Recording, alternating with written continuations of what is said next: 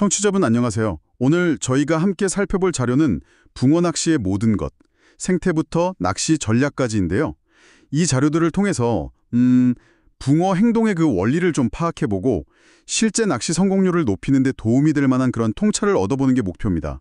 바로 시작해볼까요? 네, 좋습니다. 이게 단순히 언제 어디서 잘 잡힌다 이런 결과만 아는 것보다요. 붕어의 기본적인 생태라던가 또 먹이 습성 그리고 계절이나 날씨가 이들 행동에 구체적으로 어떤 영향을 주는지 그 외에 초점을 맞춰보면 훨씬 재밌을 거예요.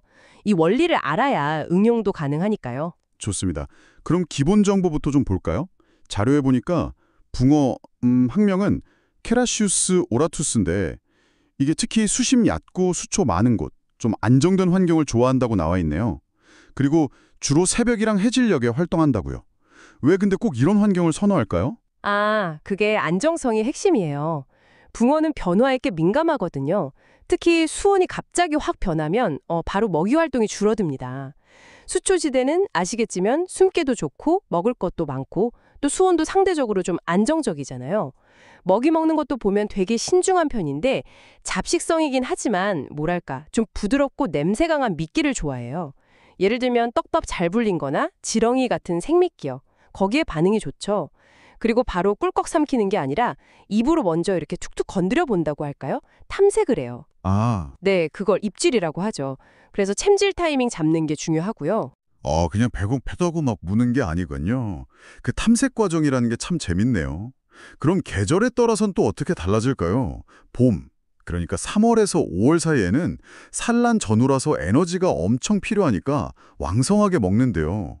이때도 역시 얕은 수초지대가 좋다고요? 맞습니다. 산란하려면 에너지를 미리 많이 비축해야 하잖아요. 그러니까 아주 적극적으로 먹이를 찾아다니죠. 그래서 봄철에 그 얕은 수초대는 정말 좋은 포인트가 되는 거예요. 특히 물가 가장자리, 수초가 이제 막 자라기 시작하는 그런 곳들이요. 그럼 여름은요? 6월에서 8월.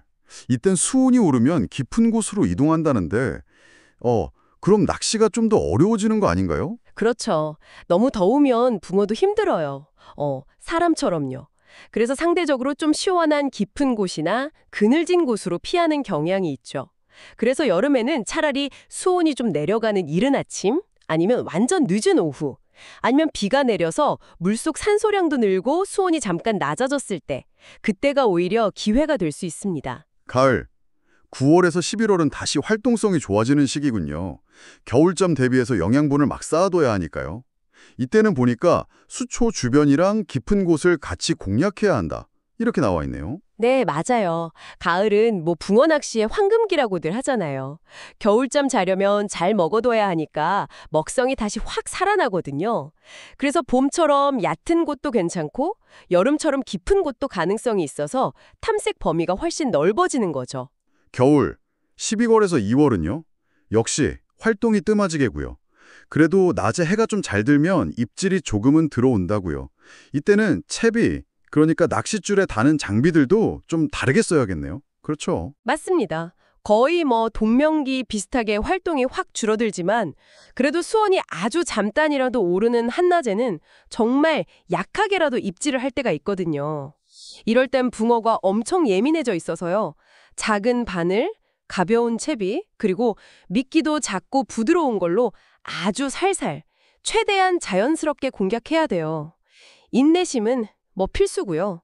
진짜 기다림의 미학이 필요한 때죠. 아까 날씨 이야기도 잠깐 나왔는데 좀 더 자세히 보죠. 비 오면 산소량이 늘어서 활성도가 높아진다는 건 이제 알겠는데 바람은 어떤가요?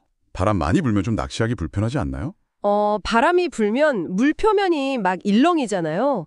그러면서 물속의 산소가 더 잘 녹아드는 효과가 있어요.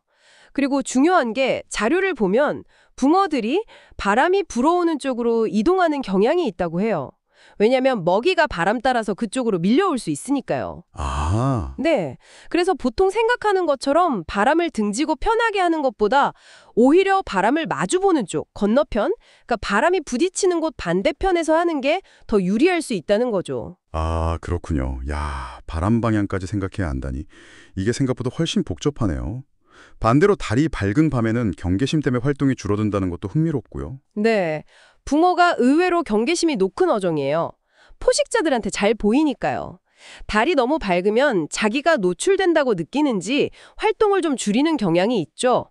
그래서 오히려 약간 구름 낀 날이나 달빛 없는 금음대가 조용히 낚시하기엔 더 좋을 수도 있어요. 자, 그럼 오늘 나눈 이야기들을 한번 싹 정리해 볼까요? 성공적인 붕어 낚시를 하려면 첫째, 계절별로 붕어가 주로 어디에 머무는지, 활동 패턴이 어떤지 이걸 이해해야 하고, 그러니까 어디 있을까?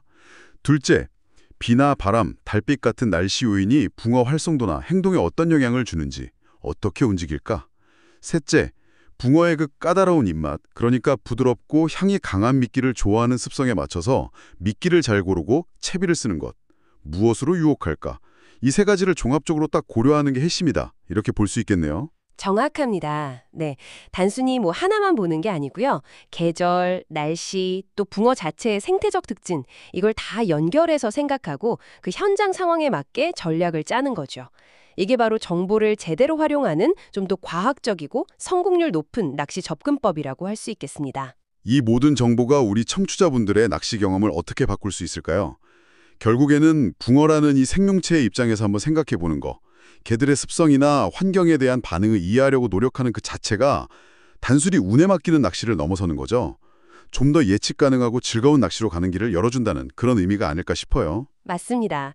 그냥 물고기 잡는 결과만 중요한 게 아니라 그 과정에서 붕어의 생태도 배우고 또 자연의 변화를 읽으면서 뭔가 더 깊이 있는 교감을 나누는 경험이랄까요?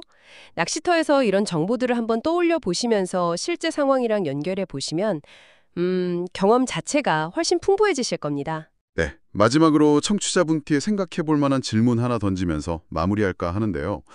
붕어가 후각, 그러니까 냄새에 매우 민감하다는 건 이제 분명하잖아요. 근데 혹시 우리가 평소에 감지하기 어려운 아주 미세한 수준의 수질오염이나 어떤 화학적인 변화 같은 것들이 우리가 아직 생각지도 못한 방식으로 붕어의 미끼 선호도라든가 회유 패턴에 영향을 미치고 있지는 않을까요? 한 번쯤 고민해 볼 만한 지점인 것 같습니다.